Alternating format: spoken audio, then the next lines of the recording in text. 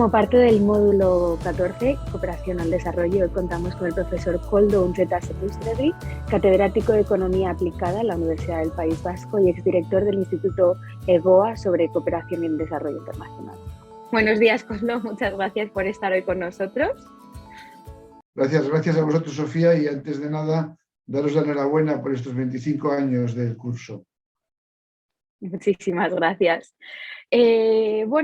Han pasado ya más de 70 años desde que se pusieron en marcha las primeras instituciones y las primeras iniciativas en el mundo de la cooperación al desarrollo. ¿Qué balance podemos hacer de lo sucedido en estos últimos 70 años? Bueno, depende de cómo enfoquemos el tema, ¿no? Por un lado, podemos observar que en lo relativo a la pobreza extrema, por ejemplo, pues ha habido evidentemente avances, ¿no? Gente que vive por debajo del umbral de pobreza extrema, acceso a la educación básica, control de algunas enfermedades, acceso al agua potable y saneamiento. Todo eso, en esos temas, efectivamente, se pueden observar avances en distintas partes del mundo desde hace 70 años. Sin embargo, como han mostrado diversos estudios, gran parte de esos avances globales tienen que ver más bien con el cambio enorme que se ha registrado en algunos países concretos, especialmente en China. Hay otras realidades del mundo en las que el cambio ha sido mucho menor y gran parte de esos problemas, por ejemplo en África subsahariana, pues siguen existiendo con mayor o menor intensidad, ¿no? Eso por una parte. Entonces, cabría preguntarse qué papel ha jugado la cooperación al desarrollo y, más específicamente, qué papel ha jugado la ayuda oficial al desarrollo a la hora de promover estos cambios, ¿no? Y ahí es donde empezamos a ver los claroscuros, ¿no? Porque es evidente que en el caso de China, que es donde se han dado los mayores cambios, la AOD, la ayuda oficial al desarrollo, prácticamente no ha jugado ningún papel. Esos cambios han tenido que ver con las propias dinámicas internas de la sociedad china en materia de desarrollo, ¿no? Y en otros lugares, en cambio, en los que la ayuda oficial al desarrollo sí sigue representando una parte significativa de la financiación externa, como es el caso de algunos países de África subsahariana, pues la situación de pobreza y de privación de gran parte de la población pues sigue siendo alarmante, ¿no? Entonces, ¿quiere esto decir que la cooperación, que la ayuda oficial al desarrollo no ha servido para nada, que apenas ha tenido impacto? Yo diría que su impacto ha sido mucho menor que el que se esperaba hace varias décadas, ¿no?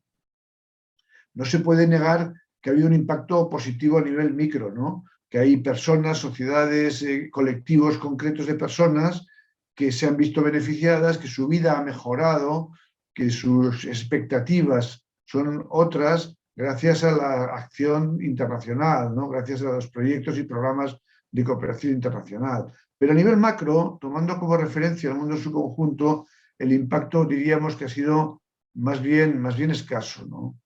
Pensemos además que cuando se comenzó con la cooperación al desarrollo se planteó como objetivo cerrar la brecha norte-sur, ¿no? Es decir, eliminar las diferencias tan agudas que existían entre los países ricos y los países pobres. Sin embargo, esas diferencias siguen siendo enormes, ¿no? Si comparamos, por ejemplo, si pensamos en las diferencias entre Europa frente a África subsahariana, pues vemos que las diferencias que había hace 70 años no solamente no han disminuido, sino que se han multiplicado por 3 o por 4, ¿no? Entonces, desde todos estos puntos de vista, cabría decir que la cooperación al desarrollo ha tenido un impacto bastante limitado, que ha podido tener efectos positivos en colectivos concretos, en sociedades específicas a nivel micro, pero que a nivel macro no ha servido como se esperaba para cambiar la correlación de fuerzas entre un norte rico y un sur pobre, o entre los países más favorecidos y los menos favorecidos, ¿no? Desde diversos sectores, especialmente postdesarrollistas, se han venido incrementando las críticas a la cooperación por considerarla un vehículo de la naturaleza postcolonial, favorecedor de un modelo que hemos visto que ha fracasado. No sé tú qué opinas al respecto. Bueno, yo creo que la crítica postdesarrollista de la cooperación y en general la crítica postdesarrollista del desarrollo tiene aspectos con los que uno no puede más que estar de acuerdo y otros en los que yo, por el contrario, pues no estoy tan de acuerdo, ¿no? Por un lado, es evidente que el modelo de desarrollo que se ha venido promoviendo desde Occidente hacia el resto del mundo, pues ha fracasado, ¿no? Ha fracasado puesto que nos encontramos hoy con sociedades profundamente desiguales, con sociedades con una enorme dificultad para ser sostenibles, con unos problemas medioambientales agudísimos que amenazan con la vida humana en el futuro del planeta.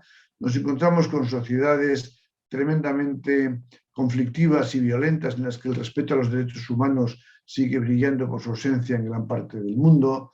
Nos encontramos con una perpetuación de la discriminación de las mujeres.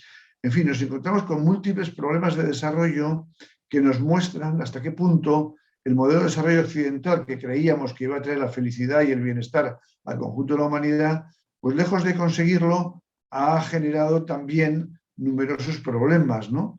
Y en el caso de los países a los que se pretendía ayudar, pues es evidente que la expansión, el intento de promover ese modelo de desarrollo, pues les ha infligido también numerosos sufrimientos, destruyendo culturas, destruyendo formas de organización social, etcétera, etcétera, ¿no? Hasta ahí estamos de acuerdo, o sea, que hay que reformular el proyecto de desarrollo, que hay que repensar el desarrollo, que hay que plantearse de otras maneras la organización social y la organización económica de la vida humana para que sea compatible con las limitaciones físicas, para que sea compatible con las culturas de cada lugar, para que sea más equitativa y igualitaria, etcétera. Yo creo que eso es una evidencia que no tiene ninguna discusión. Ahora, lo que a partir de ahí la crítica por desarrollista plantea de abandonemos la cooperación, abandonemos la idea de desarrollo, porque la cooperación internacional para el desarrollo no es otra cosa que el intento de perpetuar el modelo y es mejor que cada cual vaya por su lado y abandonemos cualquier intento de tener una referencia universal que nos mueva a todos, pues yo creo que eso es un error. Primero porque vivimos en un mundo interdependiente. Actualmente no se puede echar la historia para atrás. Tenemos una globalización acaecida durante las últimas décadas que ha tejido enormes redes de interdependencia y en este momento lo que ocurre en unas sociedades del mundo está completamente interconectado con lo que ocurre en otras. Y en ese sentido sería absurdo pretender actuar como si eso no ocurriera, ¿no? Además, si queremos hablar de solidaridad, no podemos hacerlo al margen de tener referencias globales. Para poder ejercer la solidaridad a nivel global, a nivel mundial, para poder tejer redes de solidaridad, es preciso contar con algunos referentes compartidos por unos y por otros, en unas partes y otras del mundo, ¿no? De alguna forma hace falta referencias universales, valores universales compartidos por todos. Yo creo que esos valores universales no tienen por qué tampoco ser un modelo de desarrollo. Unos valores universales compartidos pueden perfectamente servir como base para una acción colectiva global de carácter solidario, que podemos llamarla cooperación o podemos llamarla como queramos, pero no deja de ser una acción colectiva global, que sin esa acción colectiva global no hay posibilidades de avanzar hacia sociedades más justas, más equitativas, más sustentables, etcétera, ¿no? Por lo tanto, decir que en este momento ya no hace falta una acción colectiva global, que cada sociedad debe caminar de forma autónoma por su cuenta, pues yo creo que es un enorme error, y que el hecho de que el modelo de desarrollo promovido o que se ha intentado promover desde Occidente haya fracasado no nos debe llevar a deducir que la acción colectiva global carece de sentido, ¿no? Yo creo que la acción colectiva global es cada vez más importante, cada vez más urgente y cada vez más necesaria, ¿no? ¿Por qué calificamos, o sea, podríamos calificar de fracaso absoluto la cooperación al desarrollo tal y como se ha llevado desde Occidente? No, yo lo que estaba hablando era del fracaso del modelo de desarrollo en el sentido de la crítica que se formula desde las posiciones postdesarrollistas. Perfecto.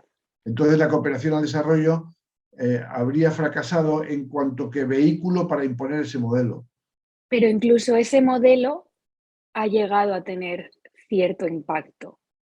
No podríamos calificarlo de un fracaso absoluto, ¿no? Sino un fracaso parcial. No, es evidente que hay aspectos del modelo de desarrollo o de lo que se ha venido a llamar desarrollo económico de acuerdo con las pautas que fueron impulsadas inicialmente en Occidente con la Revolución Industrial, ¿no?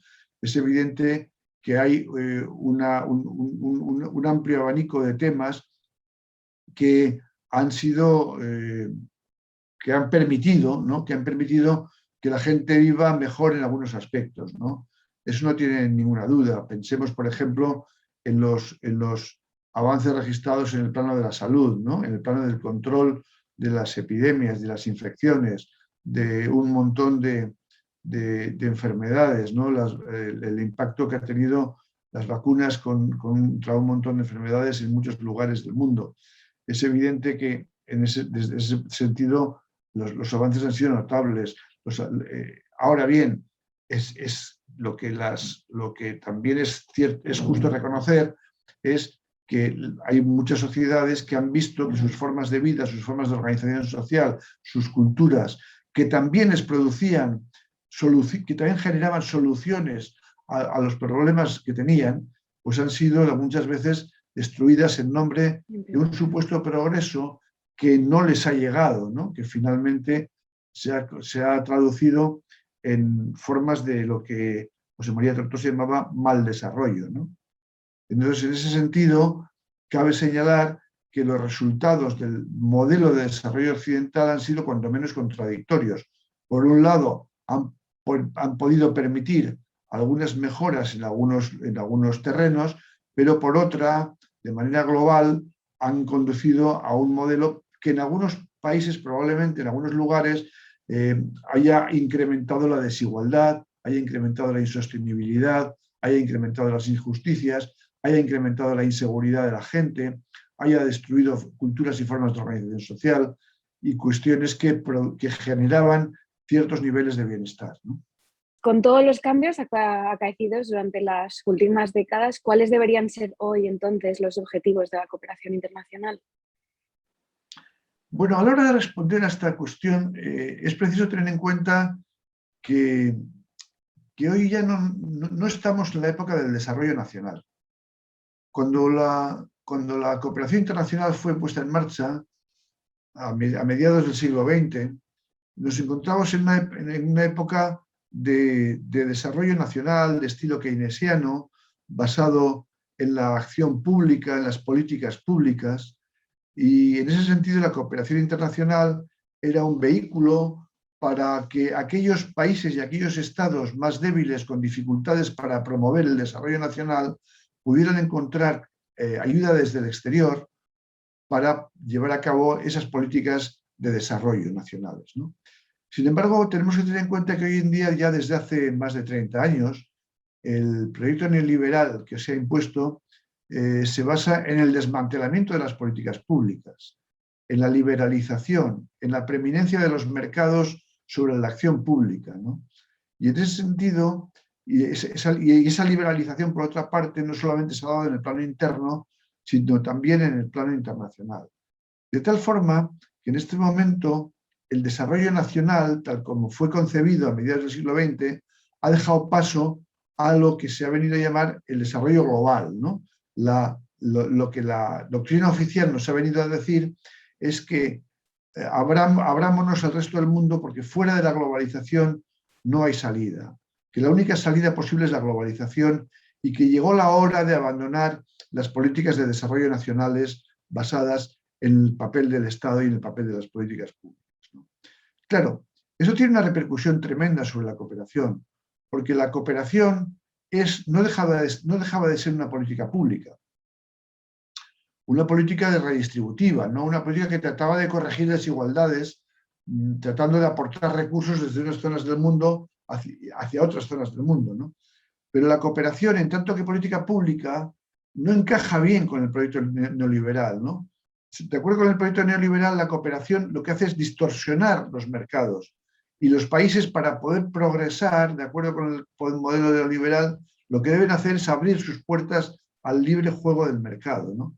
Entonces, de alguna manera, hay una contradicción entre esa apuesta por la globalización neoliberal, esa apuesta por el desarrollo global basado en el mercado y al mismo tiempo la defensa de una cooperación internacional que lo que trata de hacer precisamente es corregir, o lo que trataría de hacer es corregir los problemas que el mercado genera a escala internacional, tratando de equilibrar, ¿no?, la situación de algunos países en ese mercado tan desigual, ¿no?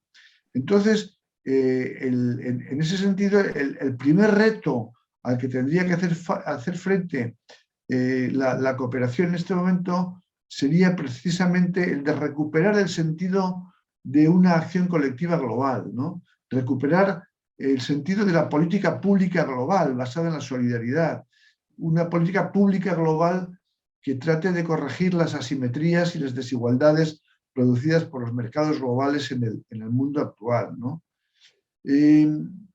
Por otra parte, hay que tener en cuenta que el modelo de desarrollo occidental del que hemos venido hablando hace un momento, basado en el crecimiento ilimitado, ¿no?, y basado en un desprecio notable de los condicionantes de la naturaleza y del mundo físico, y basados también en unas formas de organización social que han sido cuestionadas desde diversas perspectivas, no solo desde las postdesarrollistas, ¿no?, pues ese modelo de desarrollo occidental no es viable. No es viable en el sentido de que no podemos seguir creciendo de forma ilimitada, porque las bases físicas del planeta no lo permiten, porque la vida humana en el futuro es incompatible con una perpetuación de ese modelo de crecimiento ilimitado, ¿no? Entonces nos encontramos con que no podemos seguir confiando en un modelo de desarrollo que no es viable, y que no puede ser impuesto en todos los lugares de la misma manera, ¿no? En este momento tenemos que dejar la puerta abierta a diferentes modelos de desarrollo en diferentes lugares, basados en los propios recursos, basados en diferentes formas de organización social y política, basados en las diferentes capacidades de cada sociedad para organizar su futuro, siempre que evidentemente sean compatibles entre sí, ¿no? Y en ese sentido, yo creo que ha llegado la hora de preguntarnos si merece la pena, si tiene interés seguir hablando de cooperación para el desarrollo, como si fuera muy claro qué es lo que queremos lograr con eso que llamamos desarrollo, ¿no? Como si el desarrollo fuera un concepto con un solo significado y fuera aceptado por todo el mundo, ¿no? En estos momentos de múltiples crisis sociales y de múltiples crisis medioambientales producidas por el actual modelo de desarrollo, probablemente la cooperación internacional debería dejar de hablar de cooperar para el desarrollo y tendría más sentido hablar de cooperar para el logro de una convivencia global. Es decir, cooperar para lograr un marco en el que puedan convivir diferentes modos de vida y diferentes estilos de desarrollo, ¿no? Insisto, siempre que sean compatibles entre ellos, porque el problema que tenemos actualmente es que los modelos de desarrollo que se están implementando en unos y otros lugares no son compatibles entre sí, porque no son compatibles el crecimiento ilimitado en otros países con las necesidades básicas en otros, porque el planeta no da para todo, no da para todo ello, ¿no? Entonces, en ese sentido, yo en este momento creo que el primer reto sería recuperar el sentido de acción colectiva global y el segundo sería plantearse la cooperación para la convivencia, para hacer posibles esos diferentes estilos de desarrollo basados en las distintas capacidades, en las distintas idiosincrasias, en los distintos recursos, en las diferentes formas de entender la organización social que puedan favorecer la satisfacción de las necesidades en unas y otras partes del mundo. Uno de los temas más recurrentes en la literatura y en los debates sobre la cooperación a lo largo de las 2 últimas décadas es el relativo a la coherencia de políticas para el desarrollo. ¿Es posible que pueda descansar la cooperación internacional en una estrategia concebida al margen del resto de las políticas? Claro, este es uno de los retos más importantes a los que se enfrenta la cooperación en los últimos 30 años, ¿no? Hace como 30, 25 años comenzó a cuestionarse la eficacia de la cooperación, ¿no? De la mano de lo que se llamó la Agenda de París y la Agenda de la Eficacia. Comenzó a discutirse en el seno del CAD, en el seno de la OCDE, si las políticas de desarrollo, de cooperación, perdón, que habían sido llevadas a cabo hasta el momento, habían sido eficaces o no.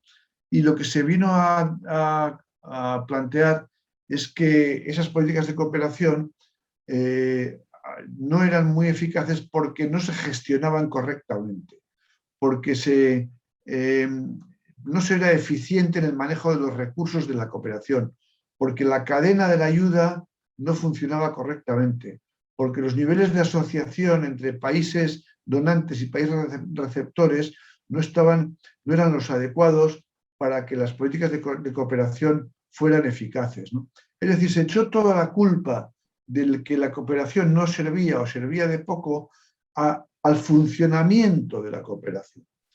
Sin embargo, muy pronto se vio que ese diagnóstico era bastante erróneo y que los problemas que tenía la cooperación, más que con la agenda de la eficacia, que también había problemas de eficacia efectivamente, pero más que o no únicamente con la agenda de la eficacia, porque también tenía muchísima importancia los problemas de la coherencia. ¿Qué quiere decir la coherencia de políticas de desarrollo? Pues quiere decir simplemente que muchas acciones puestas en marcha por la cooperación internacional al desarrollo fracasaban como consecuencia de otras políticas puestas en marcha por los propios países donantes. Pongamos ejemplos. Si se quería promover una política de cooperación de lucha contra determinadas enfermedades en África subsahariana, pero al mismo tiempo se intentaba en el marco de la Organización del Comercio Internacional, de la OMC, plantear restricciones a la investigación y el desarrollo de medicamentos a través de las patentes, pues estaba por un lado diciendo queremos resolver los problemas de salud, pero por otro lado diciendo pero os vamos a poner obstáculos para poder resolverlos. Si por un lado se quería facilitar mediante programas de derechos humanos y de promoción de la paz y de la solución no violenta de los conflictos, promover ese tipo de alternativas, y por otra parte se estaba favoreciendo la exportación de armamentos para promover, para de esa forma favorecer la perpetuación de las guerras y de las violaciones de derechos humanos, pues estaba por un lado queriendo hacer con la cooperación una serie de cuestiones que con otras políticas se estaban destruyendo de otra manera diferente, ¿no? Si por una parte de la mano de la cooperación se pretendía promover el desarrollo de la agricultura en determinados países mediante favorecer determinados cultivos para exportar y de esa forma conseguir mayor número de recursos financieros para el propio desarrollo, y por otra parte a través de las políticas proteccionistas del norte se impedía la entrada de esas exportaciones mediante aranceles, pues evidentemente se estaba haciendo lo contrario de lo que se trataba de promover con las políticas de cooperación, ¿no? Es decir, estamos hablando de políticas contradictorias, incoherentes entre sí, que hacían que la cooperación al desarrollo fuera como una especie de actuación de bombero de día para luego hacer de pirómano durante la noche con otro tipo de políticas, ¿no? En ese sentido, desde ya hace 20 años se ha venido hablando de la necesidad de avanzar en la coherencia de políticas para el desarrollo, en el sentido de impedir que otras políticas distintas de la de cooperación destruyan los potenciales beneficios que pudiera traer la política de cooperación, ¿no? En ese sentido, evidentemente, la cooperación al desarrollo no puede ser una política al margen de las demás, sino que tiene que ser una política concebida de manera coherente de la mano de otras políticas y coordinada con otras políticas de los gobiernos, ¿no? ¿Y qué relación cabe establecer entre los objetivos de desarrollo y la Agenda 2030 por un lado y los retos de la cooperación por otro?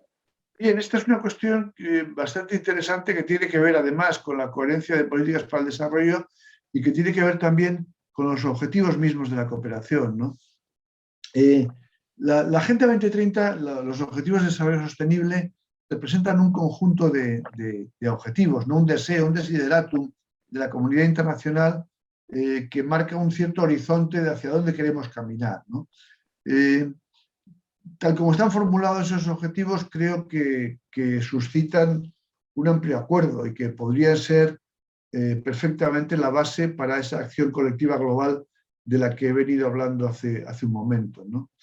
Sin embargo, el problema de la Agenda 2030, el problema de los ODS, es que apenas dice nada sobre los medios, sobre los mecanismos que pueden hacer viables esos objetivos, ¿no? Y entonces cabe preguntarse con qué medios, con qué instrumentos, con qué herramientas vamos a avanzar hacia la consecución de esos objetivos. ¿Qué papel deben jugar las políticas redistributivas y la fiscalidad internacional, por ejemplo? ¿Qué mecanismos hacen falta para luchar contra el cambio climático? ¿Cómo promover la defensa de los derechos humanos en unas y otras partes del mundo, ¿no? Entonces, la Agenda 2030 no dice nada acerca de los medios, de los mecanismos para poder avanzar hacia los objetivos, ¿no? De hecho, hace tiempo que las agendas internacionales marcan horizontes de trabajo con el que todos podemos estar más o menos de acuerdo, ¿no? Pero es necesario dar un paso más. Es necesario concretar los medios que hagan posible avanzar hacia esos posibles objetivos, ¿no? Y entonces ahí cabe preguntarse qué papel corresponde ahí a la cooperación internacional, ¿no? Evidentemente, yo creo que, en primer lugar, la cooperación internacional, para poder avanzar hacia los objetivos de la Agenda 2030, debería superar el marco estrecho de la ayuda oficial al desarrollo, ¿no? La AOD, entendida como transferencia de recursos financieros de los países donantes hacia los países receptores, puede ser un mecanismo de la cooperación internacional, pero no puede ser el único mecanismo de la cooperación internacional. Y hasta ahora hemos venido confundiendo lo que llamábamos cooperación internacional para el desarrollo con lo que llamábamos ayuda oficial al desarrollo, ¿no? Es necesario un marco mucho más amplio para la financiación internacional que lo que es la ayuda oficial al desarrollo. Es necesario un marco mucho más amplio que contemple la fiscalidad internacional, por ejemplo, ¿no? Impuestos internacionales. Entre otras cosas, porque la ayuda oficial al desarrollo es un mecanismo discrecional que tiene que ser sustituido por mecanismos obligatorios. No puede ser que la ayuda oficial al desarrollo funcione al albur de los intereses coyunturales de los países donantes, ¿no? Hoy incremento la ayuda oficial al desarrollo, mañana la disminuyo. Hoy favorezco una política de financiación más ambiciosa, mañana, como me viene mal y tengo crisis, la reduzco o la elimino, ¿no? No, la financiación internacional, los mecanismos de redistribución internacional de la riqueza tienen que ser mecanismos de redistribución obligatorios, no discrecionales. Y en ese momento, y en ese sentido, tiene mucho más importancia que descansen sobre la reforma del sistema financiero internacional, sobre la fiscalidad internacional, sobre la eliminación de paraísos fiscales que tanto daño hacen a los países más desfavorecidos, etcétera, ¿no? Entonces tenemos que ir hacia mecanismos de financiación internacional que vayan mucho más allá de la AOD. Pero también tenemos que ir más allá de la financiación internacional. Los mecanismos y las herramientas que permitan avanzar en la Agenda 2030 tienen que tener, evidentemente, muy en cuenta una financiación internacional mucho más ambiciosa. Pero también tienen que ir a promover acuerdos de cooperación en diversos ámbitos que van mucho más allá de la financiación, ¿no? Es necesario promover acuerdos de cooperación en el terreno del cambio climático. Es necesario promover acuerdos de cooperación en materia de migraciones internacionales. Es necesario promover mecanismos de cooperación internacional en muchísimos campos del comercio, de la agricultura, de un montón de terrenos en los cuales sin cooperación no es posible avanzar hacia la consecución de los objetivos de la Agenda 2030, ¿no?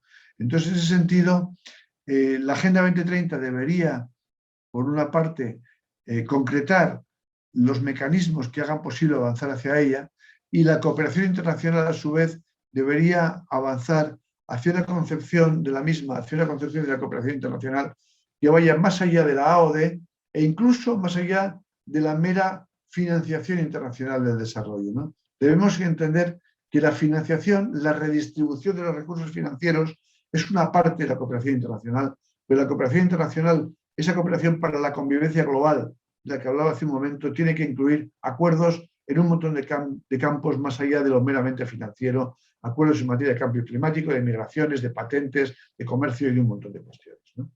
Hasta el momento, los grandes protagonistas de la cooperación han sido, por un lado, los gobiernos y, bueno, por otro, los organismos internacionales. Y también hemos tenido a las organizaciones no gubernamentales. ¿Cuáles deberían ser los agentes de la cooperación para abordar los retos que se plantean hoy en día, en la actualidad? Bien, esta es una cuestión que tiene mucha relación con lo que comentábamos antes, en el sentido de que ya han desaparecido en buena medida los marcos internacionales de desarrollo, perdón, los marcos nacionales de desarrollo, y nos movemos más en un desarrollo global interdependiente, ¿no? Antiguamente, en esas dinámicas de desarrollo nacionales, teníamos que había una acción internacional entre estados, entre naciones, con unos protagonistas claros. Por una parte eran los gobiernos, los organismos internacionales, y por otra parte eran esas organizaciones de la sociedad civil que estaban especializadas en la acción internacional, ¿no? El resto de organizaciones de la sociedad civil, los sindicatos, los grupos de mujeres, los grupos de defensa del medio ambiente, todos los grupos de defensa de los derechos humanos, trabajaban en el plano interno, en el plano nacional. Y en el plano internacional trabajaban las organizaciones no gubernamentales para el desarrollo que promovían la solidaridad internacional, ¿no? Entonces, hoy, frente a esas dinámicas de desarrollo nacionales, nos encontramos en una sociedad internacional con múltiples lazos de dependencia. La globalización neoliberal ha avanzado de tal forma, ha tejido tales grados de interdependencia en unas sociedades y en otros, que ya no hay, por un lado, no hay esos marcos de desarrollo nacionales, y por otro lado, toda la sociedad civil se encuentra interconectada y con múltiples lazos de interdependencia a escala global, ¿no? Hoy en día no podemos hablar de una acción sindical cerrada en el marco de las acciones nacionales, puesto que estamos viendo que los salarios que se están pagando en unos países están influyendo en los salarios que se pagan en otros. Y de esa forma vemos que cada vez hay más movilizaciones en Bruselas y no tanto de los sindicatos, ¿no? Estamos viendo cómo los precios que reciben los campesinos en unos lugares están dependiendo de los precios que están percibiendo los campesinos en otros. Y estamos viendo cómo cada vez más se abren vías de colaboración como los de la Vía Campesina y otras organizaciones internacionales de agricultores, ¿no?, que tratan de promover la solidaridad en el plano del desarrollo agrícola en unos y otros lugares, ¿no? Estamos viendo cómo la defensa de los derechos de las mujeres ya no se circunscribe al plano de cada país, sino que ya desde la cumbre de Beijing y posteriormente ha habido numerosas cumbres internacionales de defensa de los derechos de las mujeres promovidas y protagonizadas por organizaciones de mujeres, ¿no? Estamos viendo cómo la acción contra el cambio climático está promoviendo una acción internacional de organizaciones de defensa del medio ambiente, de defensa y de la lucha contra el cambio climático en unas partes y otras del mundo, ¿no? ¿Qué estamos viendo en definitiva? Estamos viendo una sociedad internacional activa. Estamos viendo que los problemas del mundo ya no se están ocupando de ellos únicamente las ONGs, las organizaciones no gubernamentales para el desarrollo, que eran las que se preocupaban por lo que ocurría en otros países, ¿no? Ahora tenemos múltiples organizaciones de la sociedad que se preocupan por lo que ocurre en el conjunto del mundo, porque lo que ocurre en el conjunto del mundo afecta a todos los países. Nos encontramos en una sociedad interdependiente, ¿no?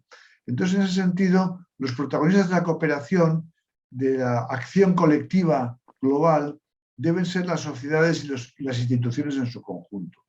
Debemos tratar de tejer redes de solidaridad en base a problemáticas e intereses comunes y no en base a la mera transferencia de recursos. Entonces, además de los estados, además de las organizaciones internacionales, tiene sentido que la sociedad en su conjunto se implique en la cooperación internacional. ¿Quiere eso decir que las tradicionales ONGs no tengan ya ningún papel? No. Efectivamente, las ONGs tradicionales, aquellas que se especializaron en la solidaridad internacional, en transferir recursos de unos lugares a otros del mundo, tienen una enorme experiencia que sin duda debe ser debe ser aprovechada. Debe ser aprovechada, tiene una enorme experiencia logística, una enorme experiencia en un montón de terrenos. Pero lo que se trata es de socializar la solidaridad, de hacer que la solidaridad no sea patrimonio de unas pocas organizaciones o de unas instituciones especializadas o de unos estados, ¿no? Sino que la sociedad en su conjunto sea protagonismo de la solidaridad. Tanto las instituciones públicas, pensemos en los ayuntamientos, pensemos en las comunidades autónomas, pensemos en las universidades, pensemos en un montón de instituciones públicas que pueden perfectamente tejer lazos de solidaridad con ayuntamientos y municipalidades de otros países, con regiones autónomas de otros países, con universidades de otros países, como también en instituciones de la propia sociedad civil, organizaciones y colectivos sociales de muy diverso tipo que pueden trabajar, hermanarse, funcionar colectivamente con organizaciones similares de otros países, tejiendo redes de solidaridad en base a problemáticas y en base a intereses comunes y, como digo, no solamente en la mera transferencia de recursos, que era un poco la especialidad que tenían las ONGs, ¿no? Que era recoger dinero de la sociedad civil aquí para transferirlo en proyectos y programas en otros países, ¿no? Más allá de esa transferencia de recursos, es posible, es necesaria una acción colectiva global en la que los actores de esa acción colectiva global sean todo tipo de instituciones públicas, no solamente los estados, y todo tipo de instituciones sociales, y no solamente las ONGs. Y ya llegamos a la última pregunta. ¿Qué papel podría jugar la universidad en una nueva estrategia de cooperación internacional algo más ambiciosa? Bueno, de alguna forma lo acabo de apuntar, ¿no? Igual que el resto de los agentes sociales, la universidad tiene una problemática que está internacionalizada.